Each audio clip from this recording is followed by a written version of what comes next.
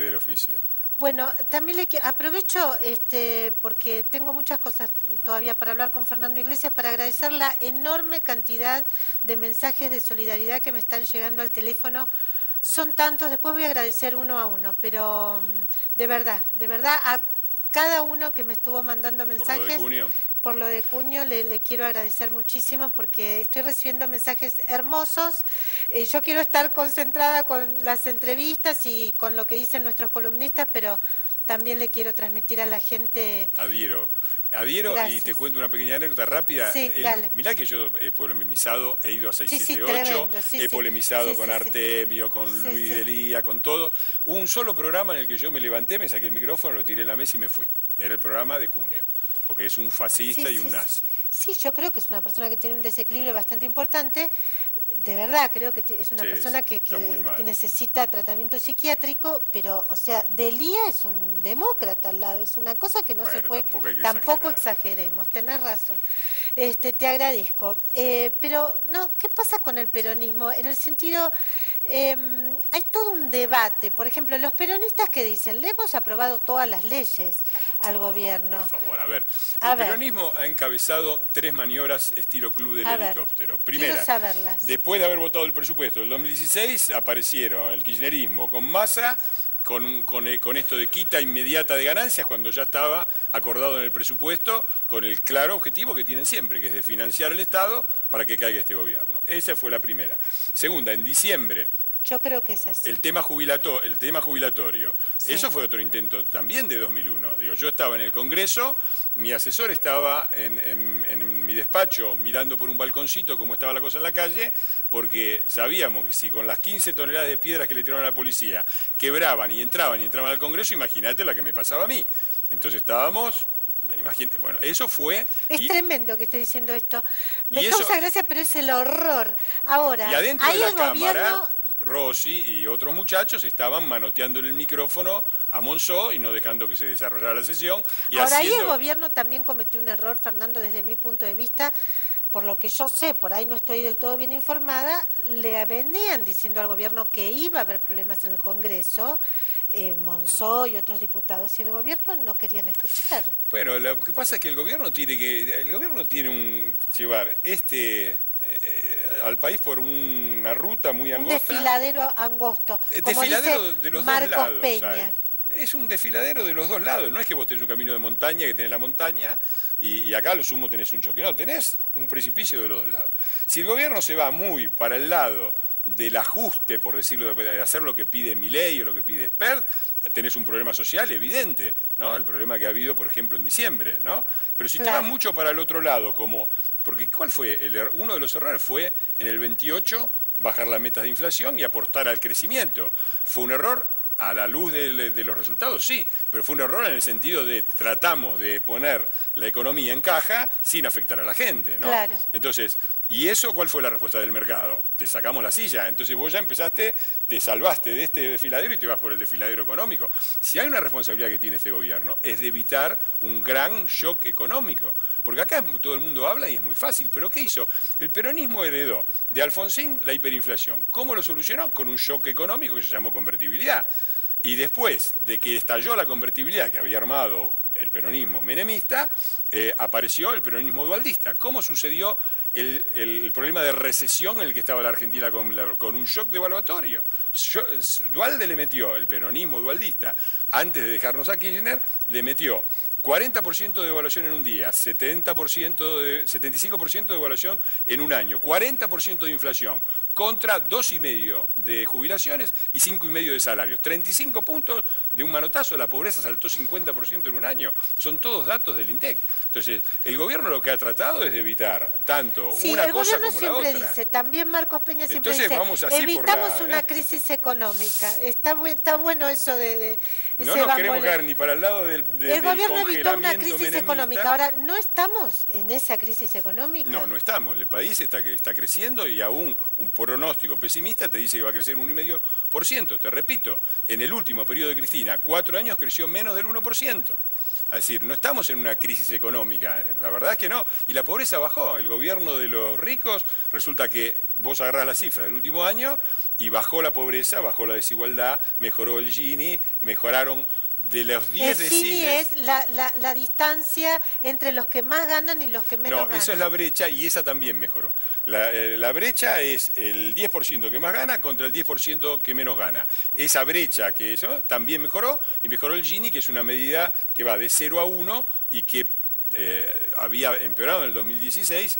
Hubo que salir del cepo, hubo que salir del default, tuvimos meses muy difíciles al inicio del 2016, pero mejoró. Y ahora mejoró también. Y la pobreza, dicen, bajó poco. A ver, de 32,2 a 25,7 son casi 7 puntos. A ese ritmo, que va a ser muy difícil mantener, ahora probablemente va a ser difícil, probablemente tengamos una meseta en el mejor de los casos, pero a ese ritmo la Argentina llegaba en el 2023 a un dígito de pobreza. En el 2023, muy rápidamente. La Argentina no tiene un dígito de pobreza desde 1973, cuando empezamos el gran desastre de primero querer una revolución imposible y en muchos casos sanguinaria, y después lo que vino después, que fue mucho peor, que fue el genocidio. Fernando, ¿qué tendría que...? Primero te quiero volver a preguntar, ¿vos esperabas el acuerdo con el Fondo Monetario? Es decir, cuando lo escuchaste al presidente anunciar eso, ¿qué sentiste? No, a mí no me asustan. A ver, el Brasil y Uruguay, que no tenían gobierno de derecha, 2002-2003 salieron con un crédito del Fondo Monetario. El problema es qué es lo que haces con ese crédito, si te la vas a seguir gastando en cualquier cosa. Pero acá, a ver, la buena noticia del crecimiento que ha tenido la Argentina es no solamente el crecimiento, sino que no ha sido un crecimiento solamente en base al consumo. Lo que más está creciendo es la inversión. Se burlan de que no hubo la lluvia de inversiones, pero la inversión está creciendo por arriba del 20% y creció de un año para otro más del 11% cuando el PBI estaba en 3%. Eso no solamente significa crecimiento, significa también que prolongación. Pero pecó de optimismo, hasta el mismo presidente dijo. Eso no cabe ninguna duda. Creía que... Por ahí la palabra, hasta el concepto de lluvia de inversiones no se dijo nunca, no. pero esperaban más. Nosotros tenemos la vocación de ser optimistas. Me parece que la Argentina es un país de mucha gente que está descreída y que cree que no se puede y que esto va a ser siempre igual. Nosotros estamos convencidos de que hay también mucha gente que cree que se puede cambiar y que apuesta por ese cambio. Y queremos representar a esa Argentina esperanzada. Podemos cometer errores y ser demasiado optimistas. Sí, también hemos sido muy ingenuos. Vos me preguntabas, yo te estaba haciendo la enumeración de los clubes del helicóptero y el tercero me faltaba el tercero. Y son las tarifas. Digo, en el medio de que la Argentina tiene un problema grave en el sector financiero. ¿Qué es lo que están mirando los mercados financieros? El déficit fiscal que tenés, que es un déficit fiscal muy alto, ¿no? En el medio de eso viene con una propuesta de aumentar el déficit fiscal parando el tema de las tarifas, el sinceramiento de tarifas, porque aún así, aún cuando se aplique, el 15% sigue siendo subsidiado. Entonces el mensaje es muy claro. Lo primero que le dicen es, vamos a hacer lo posible por aumentar el déficit fiscal, por lo tanto, salite rápido del peso y metete en dólares porque esto no va a ningún lado. Y además le avisan que si hay alguna oposición que pueda suceder, a Cambiemos va a ser una oposición que va a ser el mismo desastre de antes, porque estos muchachos tuvieron 12 años el país, con las tasas de dólar más bajas de la historia del mundo, con la soja, promedio en 12 años $480, ¿sí? ¿Y qué dejaron? Dejaron un país devastado en lo energético, devastado en la infraestructura y 30% de pobres. Porque cuando vos ves los subsidios, ¿dónde van? Los subsidios que dio el kirchnerismo eran regresivos de todas las maneras. Era regresivo porque era el interior que subsidiaba la capital federal. Era regresivo porque el 10% más rico recibía más del doble que el 10% más pobre. Era regresivo porque los únicos privilegiados son los niños, pero los niños se quedaron sin infraestructura, sin agua, sin cloacas para financiar la fiesta de los padres. Era regresivo porque se cortaba la luz. Educación. Se cortaba la luz por los splits de aire acondicionado y se quedaban sin luz los que no tenían split, ¿no? Y las industrias, era regresivo porque el sistema productivo tenían que parar a las industrias y dejar de darle energía para que siguieran andando los aire acondicionados y la gente no se quejara. Y así todo terminamos quemando cubiertas en las esquinas de Caballito. Entonces, estos muchachos, la verdad que la democracia todo el mundo puede hablar, pero deberían ser un poquito más cuidadosos. Y el gobierno ha tratado de paulatinamente ir sincerando las tarifas. Y es raro lo que dice, porque lo que están presentando de nuevo es otra vez ir a mayor gasto fiscal. Bueno, vamos a ver cómo cierra toda esta discusión dentro de la Cámara del Senado. Muy interesante escucharte, Fernando Iglesias. Gracias por la invitación. Gracias por estar aquí y seguimos adelante en Mercado Sin Pulgas. Ahora tenemos a Agustín Álvarez Rossi, iba a decir, Álvarez Rey. Bueno. No, porque me quedé acá con la entrevista que le hicimos a Agustín Rossi. Bueno, ¿qué tenemos, Agustín? ¿Cómo está el mundo gremial con todo este lío? Bueno, complicado, Silvia. A ver. Complicado. ¿Por qué? Bueno, un escenario distinto al de la semana pasada. Se confirmó el inicio de las negociaciones con el FMI, avanza ese acuerdo, en el medio hubo una devaluación, el dólar a 25 pesos, una inflación proyectada que ya no se sabe bien de cuánto es, algunos hablan del 25, otros hablan del 30, pero nadie sabe cuánto es. Lo cierto es que el primero que jugó una carta en el Ministerio de Trabajo fue Camioneros. Es que hoy tuvo un mal día, Camioneros en general. Sí, hoy tuvo un mal día. Hoy complicado, ustedes saben. Allanamiento, cuente, ¿qué pasó? Un allanamiento a la sede de Camioneros por una causa de extorsión y, aparte, una causa de lavado de dinero en Córdoba, donde por primera vez, esto sí es muy importante, el allanamiento no es la primera vez que pasa, pero lo que sí es importante es que la primera vez que Hugo Moyano va a ir a declaración indagatoria. No es un hecho para nada menor. Pero más allá de eso, que es un tema judicial... me piden que te corras un poquito para atrás. Así lo vemos bien a Pablo Moyano. Está tapando a Pablo, perdón. Bueno, no, te decía, el primero que jugó una carta fuerte fue Camioneros. Que fue al Ministerio de Trabajo y ¿qué dijo? Y presentó esta papeleta que tenemos acá, que ahora vamos a ver. Fue y pidió el 27%. Queremos ver la papeleta que presentó Camioneros. La papeleta, el 27%. Se presentó el Ministerio de Trabajo para pedir apertura de paritarias y un 27% de aumento. Digamos, eso para el marco. Pero no es el primer gremio que empieza a discutir muy arriba de aquel 15% que, como bien dice Alejandra Gallo, hace varios días se fumó completamente. Bueno, el primero en romper ese techo, lo dijimos la semana pasada, completamos la información hoy, fue la UOM. Sí, señor. La UOM cerró ya por 25%. Cerró 25% para los iniciales, 18% para los que ganan un poco más, pero cerró un acuerdo muy bueno para lo que se venía cerrando antes. Pero el dato central, Silvia, lo que tiene que tener en cuenta usted que está viendo, que es trabajador, que sus paritarias todavía no cerraron, que no sabe qué va a pasar con su sueldo, usted le tiene que prestar atención a lo que va a ser UPCN. ¿Qué momento? A ver. Andrés Rodríguez, un gremio muy importante, no afín, pero tiene que negociar siempre con los gobiernos, entonces intenta tener una buena relación en general con todos los gobiernos. Bueno, Andrés Rodríguez le habían dicho en marzo, Andrés, vení, sentate, cerrá, como cerró la UTA, cerrá en 15. Andrés Rodríguez dijo, no, me parece que este año no, la cosa no va bien, vamos a esperar. Y esperó. Vencen ahora, a fin de mayo, las paritarias de UPCN, y es la paritaria que va a fijar el techo, no sé si el techo, pero el margen en que se van a ir cerrando las paritarias del segundo semestre. Atentos a la negociación de UPCN, si usted quiere saber cuál va a ser más o menos. ¿En qué marco se da esto, Silvia? A ver. En este marco.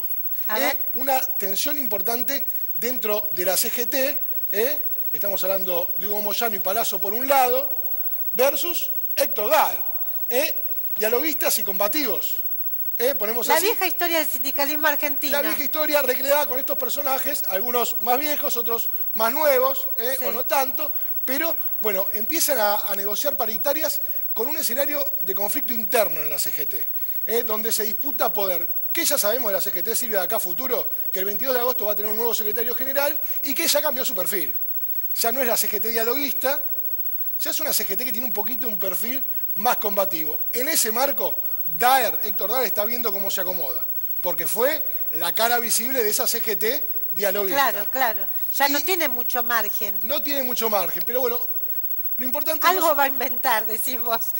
Lo importante no solo el sillón, sino cómo se compone el Consejo Directivo. Ahí están las negociaciones hoy por hoy. Silvia, y lo último que hay que decir con respecto a este panorama que vive hoy la CGT es que Palazzo ya cerró, Daer falta cerrar y Hugo Moyano, en realidad Pablo Moyano, tiene que discutir con Camioneros. ¿Qué va a pasar? Bueno, están esperando un llamado, Silvia, un llamado de Casa de Gobierno. Hoy me confirmaba una fuente muy buena de Casa de Gobierno que sí los van a convocar al acuerdo nacional que propuso el presidente Macri. Hasta hoy la CGT no está convocada.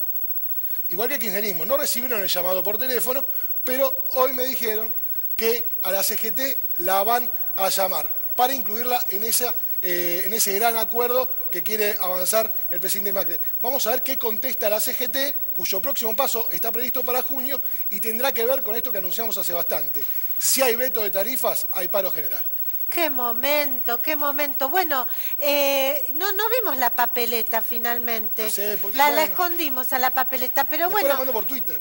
No la tenemos, pero entiendo que ahora tiene que venir Martín Rodríguez, pero no sé dónde está dando vueltas por ahí, por el mundo. Qué personaje. Mientras tanto le quiero decir a los amigos que me están llamando que estoy en televisión en este momento, o sea que no me llamen por teléfono. Les agradezco la gran cantidad de mensajes. No paro de recibir mensajes de solidaridad, así que les agradezco mucho a todos.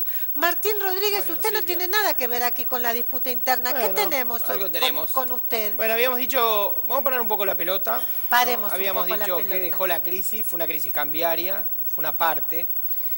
Y queríamos hacer con algunas plaquitas. Pues es que había un antiguo gran cuadro político de la democracia.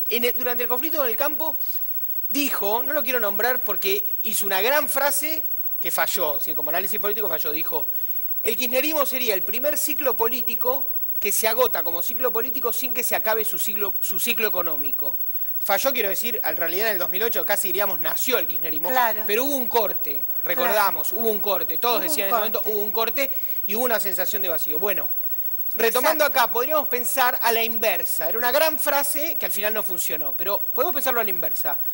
¿Qué sensación cuando vos dijiste, que me gustó que dijiste al principio, cuando hablaste con Agustín Rossi, sí, hay una sensación de un quiebre? Bueno, sensación que hay sería la siguiente. El gobierno ganó hace pocos meses una elección, ganó sosteniendo además con coherencia, enfrentando al peronismo, etc.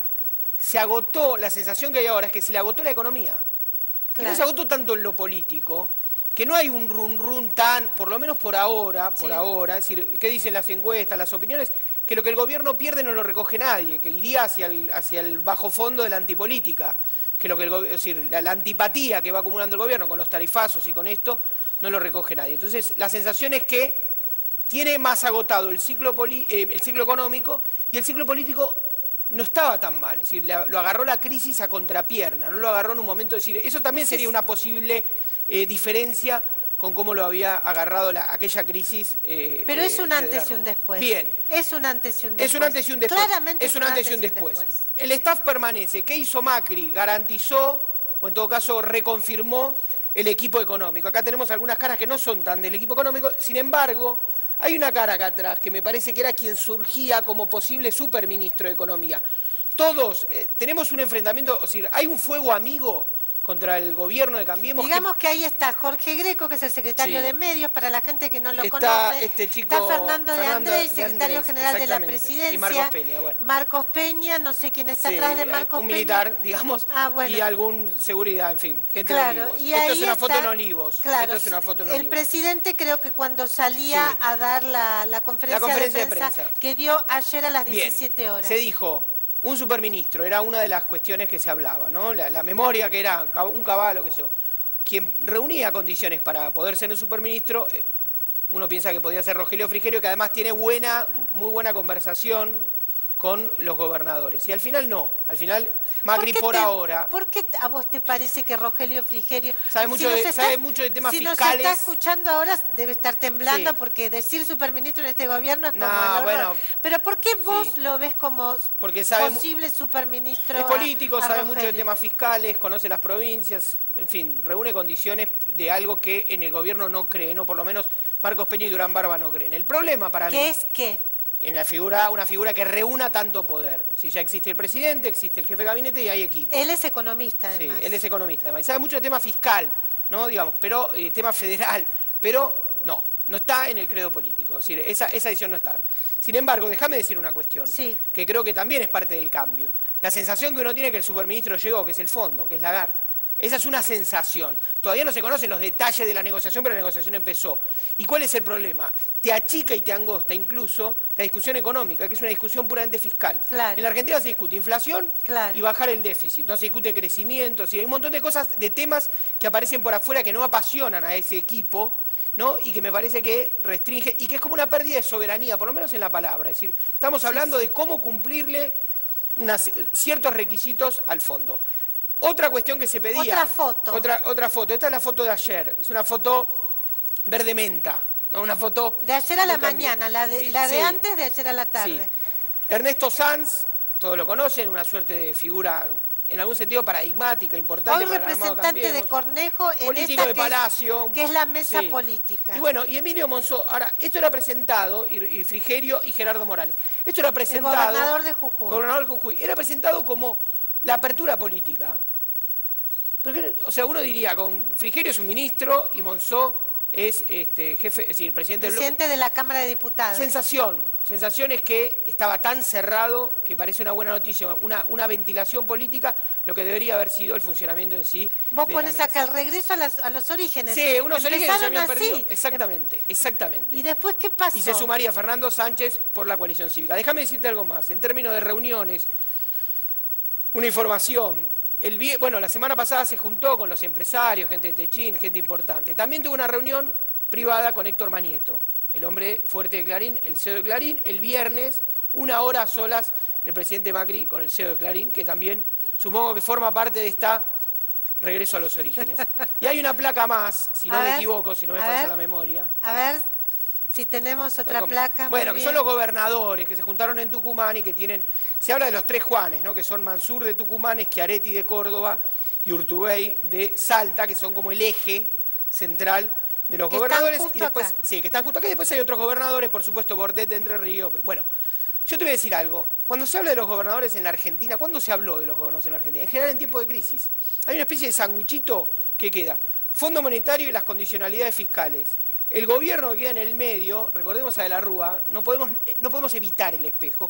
¿Y te acordás? La Liga de Gobernadores, que era muy importante y que en su momento, incluso de ahí viene Néstor Kirchner, que era, como lo describía Cavallo, un gran, discutidor del tema fiscales. Bueno, eso, en algún sentido, esta sensación de que vuelven los gobernadores a ser un eje de poder, siempre lo fueron adentro del peronismo, siempre son un dato político los gobernadores. Cuando el presidente es peronista, disputa poder, no deja que esa liga de gobernadores avance. Menem no tuvo una liga de gobernadores y Kirchner tampoco, conducción férrea del peronismo.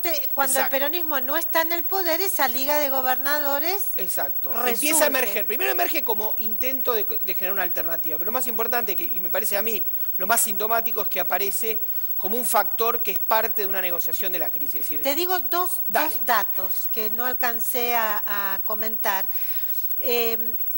Esta semana me dijeron que hubo, a principios de la gestión de Cambiemos, 3 gobernadores, 2 peronistas y 1 no peronista, que estaban dispuestos a dar el paso y ser Cambiemos. Y que había por lo menos 12 senadores que estaban dispuestos a dar el paso y ser Cambiemos. Antes de esta crisis. A principios del 2016. Entonces yo pregunté, ¿qué pasó?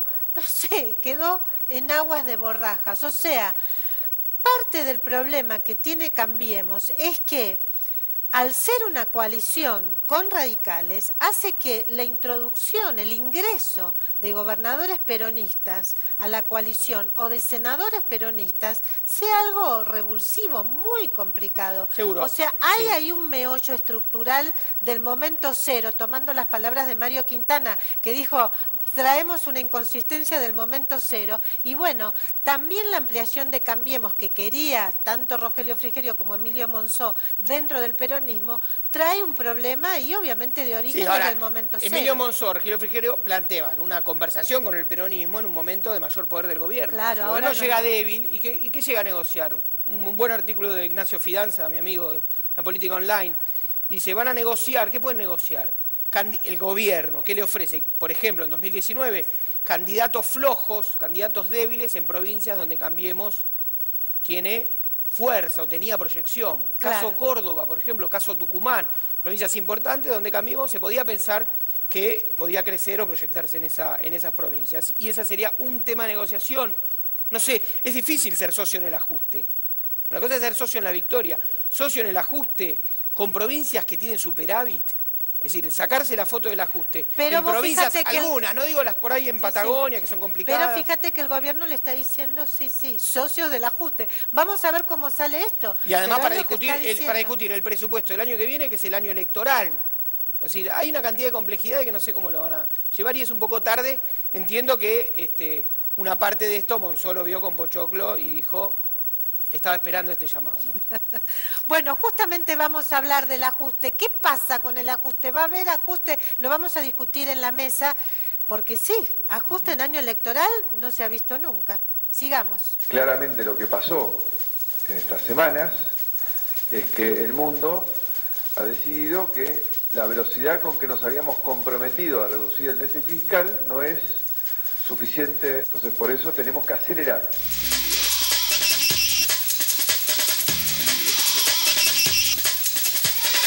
Tenemos que también empezar a cambiar algunas cosas, ¿no? Porque evidentemente este camino que llevábamos no alcanza. No podemos eternamente seguir pensando que la culpa es de otros. La culpa, en todo caso, de que gastemos más de lo que tenemos es de los argentinos. En muchos planos hemos avanzado mucho y yo no quiero que el árbol nos tape el bosque. Eso no significa que el camino siga siendo el menos difícil para la gente. Argentina es probablemente de los países más vulnerables del mundo, de los que más necesita la asistencia extranjera. La deuda que la Argentina acumulaba cuando le pagamos el 100% al fondo eran 9.800 millones de dólares. Macri está pidiendo el triple. Parecía que el fondo se había transformado ahora en una especie de Papá Noel. Y esto no es así.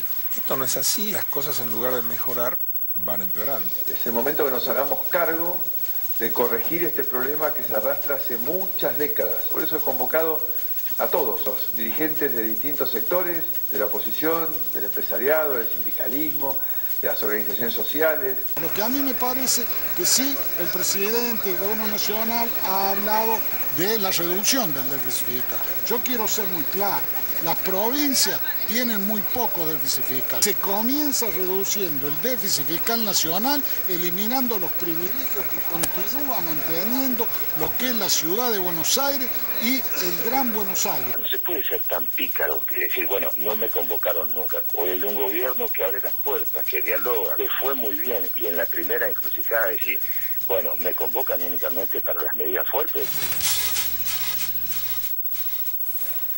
Bueno, la verdad que no sé si hemos pensado que podríamos vivir para ver un ajuste en un año electoral en la Argentina.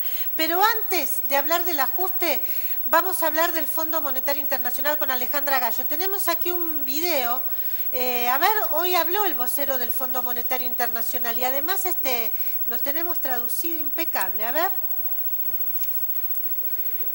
What I would like to say on the issue of objectives and targets is that we fully agree with what President Macri said yesterday, which is that this is going to be about Argentina's priorities, and this is a program owned fully by Argentina, and the IMF is in the role of supporting Argentina's priorities. And that will be the tenor of the discussion. Our goal here, the IMF's goal, I want to make it very clear. We are here to support the efforts of the Argentine government and people in whatever they determine to be most useful in strengthening the Argentine economy, protecting living standards, protecting the most vulnerable. Bueno, lo dijo el vocero, a ver, Bueno, lo dijo... Fue enfático. Fue enfático, ¿eh? No sé si te tranquiliza o no te tranquiliza. Pero estoy en condiciones de transmitir. Pero bueno, lo cierto es que fue la primera comunicación formal, si vos querés, por parte de más allá de Lagarde y la simpatía o no con Macri, como institución. Él es formalmente, su digamos, vocero. Un funcionario y llega de línea, digamos. Llega 24 horas este mensaje, llega 24 horas antes, porque mañana hay una reunión muy importante, Silvia. Es la primera reunión, si bien, digamos, es de carácter informal, pero es la primera vez que la mesa chica del Fondo Monetario Internacional va a hablar del caso Argentina. Y por lo tanto, ahí sí se espera que haya un comunicado formal en el que vas a poder separar la paja del trigo y ver si se confirma o no esto que todos suponemos. Ahora, que la cosa viene por el lado del ajuste. Lo que a mí me llamó la atención que dijo el vocero es como incluso introdujo el concepto de sensibilidad social o de atención a la situación social de la Argentina, es decir, realmente ¿vos crees que es posible que haya un fondo monetario, como dijo el ministro Duhovne, distinto, digamos, más sensible a las necesidades sociales en este caso de la Argentina? ¿Seremos un caso nuevo para encarar un nuevo plan para la Argentina? Un caso testigo al revés, como fuimos en el 2001. Un caso testigo al revés. No, claro, bueno, no. Podríamos ser un populista. Un FMI nacional y popular. En ese sentido, la verdad que no soy tan optimista como el ministro Duhovne. Me parece que no. Pero, que el fondo, perdón, no, una cosita, volviendo a esto que vos decías, esto que introdujo el vocero es Lagarde. Esa es la letra de Lagarde. La titular es la titular del fondo que le dijo, che, tirá un hueso porque la cosa está muy empiojada en ese lado del mundo, pero de nuevo, y con esto termino lo que a mí me parece desde el punto de vista técnico, los muchachos que se van a sentar enfrente, los muchachos técnicos, son los mismos, de ahora, desde el 2008 y desde antes. Ahora, y la verdad que sí, están entrenados para buscarte la quinta pata al gato, ¿viste?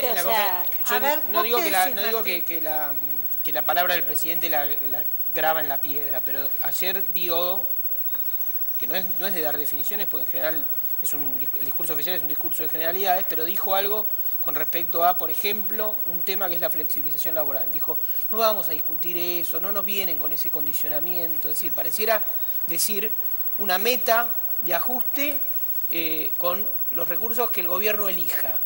Yo lo desprendo. Ojalá que sea así. No creo que sea así. Ojalá que sea así. Yo no creo que sea así, claro. Pero digo, puede ser así, puede ser algo así. Mira, hay tres cosas Flexibilización laboral, que es un tema que siempre... Porque está circulando que uno de los condicionamientos podrían ser eso, reducir el déficit nacional y provincial, es decir, un palito para los gobernadores, desde ese punto de vista, por lo menos algunos, y pedir nuevas condiciones laborales para atraer inversiones. Bueno, Ale, yo hablando ¿Funcionó eso alguna vez en el mundo, la flexibilización laboral? ¿Atrajo inversiones alguna vez? En un país así, digo, un país... Me parece que las inversiones funcionan cuando un país tiene condiciones para digamos, otorgar beneficios impositivos de pronto, no necesariamente flexibilización laboral, digamos, pero también cuando los gobiernos son firmes. Me parece Ale, Martín, con respecto a la flexibilización puntual, ayer llamaron mucho, la CGT tuvo mucho movimiento respecto a este tema de la supuesta flexibilización en base a un documento publicado en diciembre del año pasado por el FMI. ¿Verdad? Bueno, con respecto a eso, algunas cuestiones que son claras. Yo no sabía que el Fondo Monetario también... Por el artículo 4. Tiene un documento sobre flexibilización. No, tiene consejos a los países, a sus economías, para tener economías sanas, y entre esos consejos hay algunos que apuntan a la normativa laboral. A ver. Bueno, hay 4 puntos claves que marca la CGT que ya están en vigencia.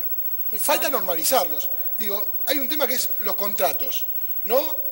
Bueno, habla de contratos a término, contratos temporales. Bueno, en el último dato del INDEC, los trabajos que más crecieron son monotributistas, ni siquiera contrato a término. Digamos, eso ya está hecho en Argentina por ahora. Los convenios colectivos. Dice, bueno, restringir los convenios colectivos a los trabajos antiguos y que las nuevas tecnologías apliquen otros convenios. Eso ya pasa en Vaca Muerta, pasa en ESMATA, pasa en mucho... Eso ya está, lo tiene tildado en la industria informática también pasa. Tiene una ley, ¿no? El software. Claro. Y el congelamiento del poder adquisitivo. Esto pasa en la Argentina hace 2 años, donde, en base a la cláusula gatillo, si se quiere, el trabajador asalariado nunca supera la inflación, congela su poder adquisitivo. Hay 4 de los 3 puntos que plantea el FMI en esa normativa ya están cumplidos en Argentina, falta regularizarlos en el tiempo, pero están cumplidos. El otro punto, que es el más complejo y el que sí está en debate en el Senado, va cajoneado en el Senado, es el de las indemnizaciones, el cálculo indemnizatorio.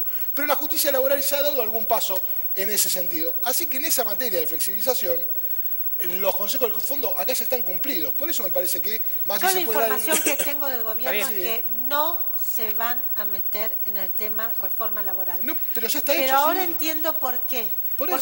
porque fueron enfáticos. A mí me dijeron, no nos metemos, no nos interesa. Por eso digo, esto que dice Martín, se puede dar el lujo. ¿El tema de indemnizaciones? El tema de indemnizaciones hay un recálculo indemnizatorio, pero ya hay fallos divididos en la justicia. ¿Qué te corresponde? No está taxativo en la ley, en la normativa laboral. Hay fallos que dicen que las horas extras, si no son consecutivas y de tanto tiempo, no son incluidas. El aguinaldo, algunos sí, algunos no. O sea, pero se discute en sede para laboral. que sea menos plata. Claro, digamos, sí, una indemnización es a la baja, otro cálculo, un nuevo cálculo. Claro. Pero bueno, por eso yo coincido con Martín que se puede dar el lujo de decir Macri, no van a venir por la reforma laboral porque los consejos que da el FMI... Ya está hecho, ya está de hecho. Sí, ya está claro. hecho. Más allá de lo que pide el FMI, el tema es cuáles van a ser las limitaciones que va a encontrar el gobierno, que está en minoría en ambas cámaras y hay muchas cosas que tiene que avanzar por ley. El peronismo no lo va a acompañar en el ajuste. El peronismo en esta situación, calladito, pero ve una ventana de oportunidad de volver al gobierno Macri, ¿no? En el 2019. Claro. No lo va a acompañar.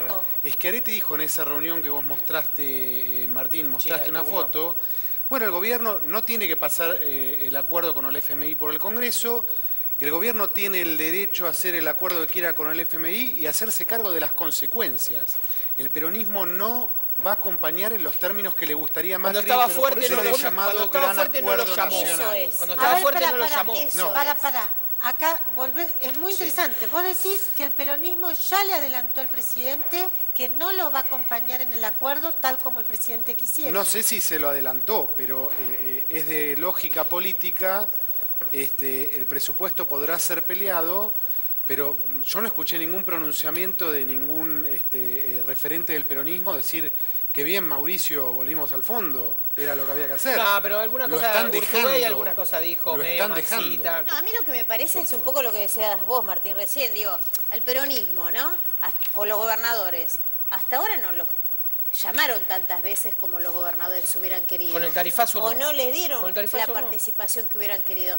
Ahora que estás en la mala, ¿me llamás? Claro. No, pagá el costo Bueno, solo. Es lo que hacen los gobiernos, llaman cuando están en la mala, ¿no? Bueno, el diálogo político que tanto se le reclamaba a Cristina Kirchner lo hizo en 2009 después de perder las elecciones.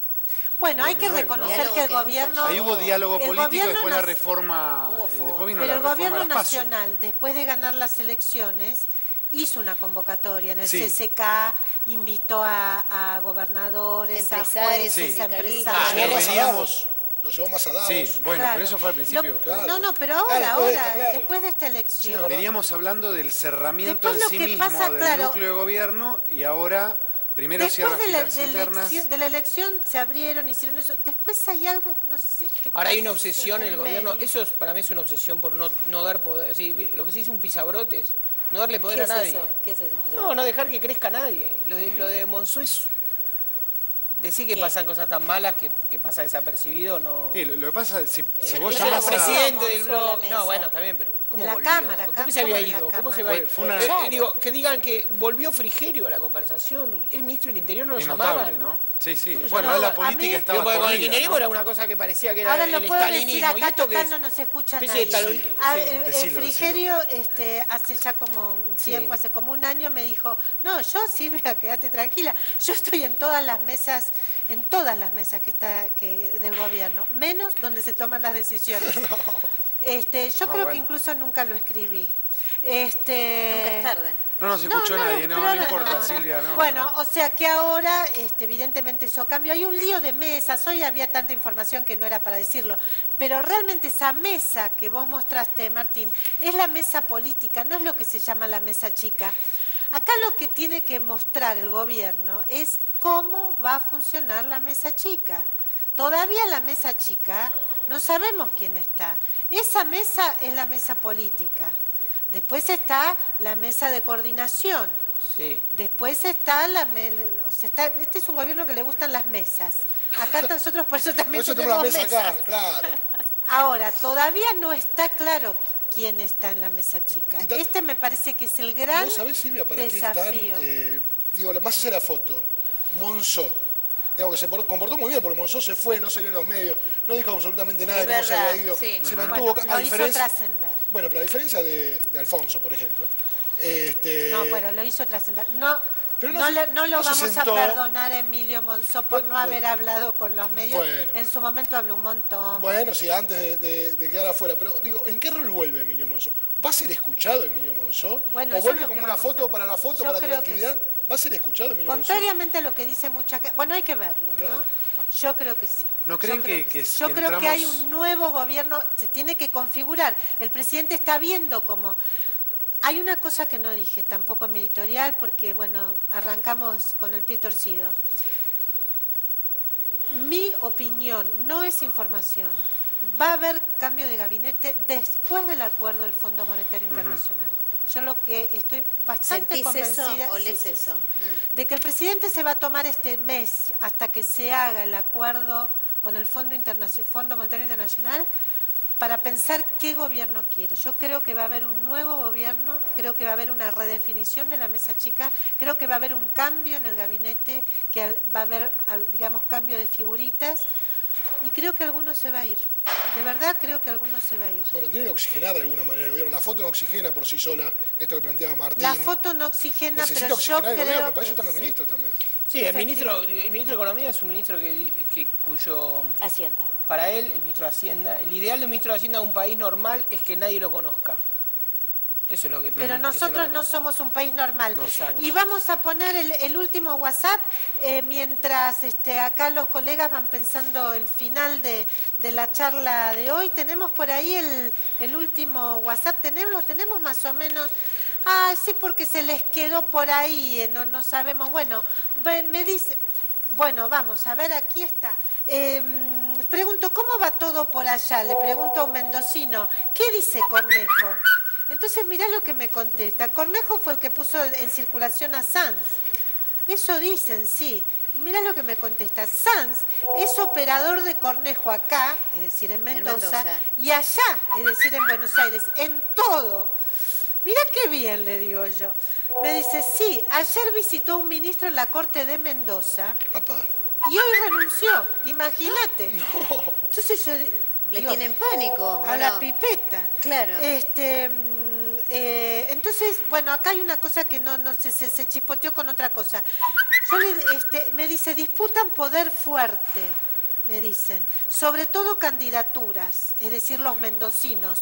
Marcos Peña le infla Cobos a Cornejo porque se odian, claro, Cornejo con Cobos.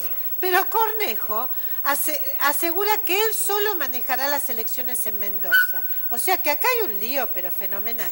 Y me cuenta, Cornejo además tiene un 67% de imagen positiva, con Macri por el suelo. ¡Apa!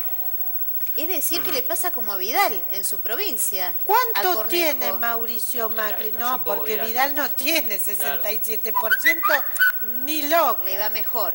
No. A Cornejo. Sí, claro. Mucho mejor.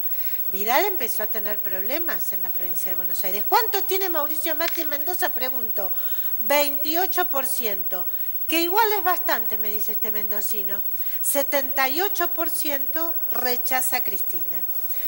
Así que bueno, miren, Cornejo, gran jugador, ¿no es cierto? Pero no tiene reelección en Mendoza. No tiene Por eso se lo menciona que él tiene aspiraciones a vice de Macri en una eventual reelección. O por ahí a ministro. Pero sabemos que Macri va a elegir una mujer, a presidente de la Cámara de Diputados. O jefatura de gabinete, ¿no? Él dice yo conozco mucha gente que dice, gente importante, que dice, yo no me voy a quedar en la Cámara de Diputados para ver cómo un radical es presidente de la Cámara de Diputados. Es decir, no está fácil la cosa. ¿Eso te lo dijo un peronista que se fue a Cambiemos o un peronista? No, bueno, lo que pasa es que mucha gente, digamos, en Cambiemos hay pocos peronistas. Los pocos peronistas que hay en Cambiemos no son muy a favor de los radicales. Bueno, es parte de esto, ¿no? De lo que es una coalición que es nueva y que no está pasando, por cierto, por su mejor momento. Y que no funcionó como coalición tampoco. Efectivamente. Bueno, ¿qué tenemos? Tenemos 2-3 minutos antes de despedirnos, gente. Bueno, a mí me parece eso, que hay que seguir muy de cerca. A ver, lo que pasa mañana con esta reunión que es informal y demás del Fondo Monetario Internacional va a marcar el inicio, en mi opinión, de la segunda etapa de la negociación del gobierno con el Fondo Monetario. Recordemos que sigue la delegación de los ministros y los técnicos de economía. ¿Están allá? En Washington, están afilando el lápiz, van y vienen. Duhovne ahí. Vienen el fin de semana y se vuelven a ir, porque si no, también es cierto que tienen vida y las familias ¿viste? Quieren, te lo reclaman. Pero digo, ojo que ahí, recién a partir de mañana empieza, me parece a mí, la negociación finita, que es todo esto de las dudas que tenemos. ¿Cuánta plata finalmente es? ¿A qué tasa finalmente es? Si se va a gatillar todo junto, no se va a gatillar todo junto.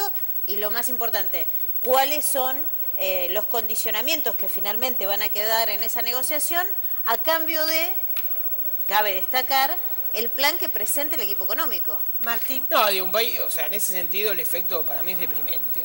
O sea, el efecto de volver a ver diarios donde se avanza, se retrocede, porque además la negociación el fondo tiene todo el tiempo del mundo para negociar.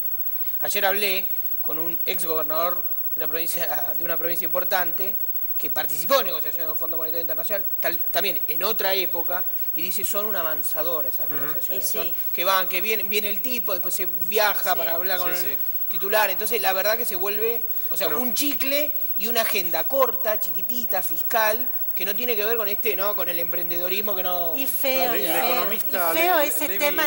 ¿Quién quiere ser ministro? Vos decías, no se pelean por tener un ministerio en el gobierno del ajuste. Obvio que no. El economista Levi Yeyati decía, se viene un momento distinto donde los tiempos ya no los va a poner el gobierno, sino que los va a poner el Fondo Monetario. Dijo hace pocas horas Levi Yeyati, ¿no? Eduardo Levi Yeyati, un economista bastante ligado al gobierno, con muy buen diálogo con el para mí gobierno. Lo que hay que poner atención es, en caso del ajuste fiscal, esta principal meta del gobierno, digamos, cómo quedan parados los movimientos sociales. Los movimientos sociales van a tener mucha injerencia, no solo a partir de ahora, sino en la campaña electoral del año que viene. Es la contracara para mí, clave de Cambiemos, surgida los dos en el 2001, de ahí para adelante. Me parece que si el ajuste social es sobre los planes sociales que contienen a este triunvirato, a estos movimientos sociales, puede haber un problema ahí en la calle para el gobierno. Y fíjate el documento que sacó hoy el Vaticano. Claro, sí. Nos olvidamos de hablar del documento del Vaticano. Ahí tenés Gente, texto. Viene peatonal. Gracias a todos los que me han mandado su cariño, su solidaridad. Gracias. Sigue Crónica HD.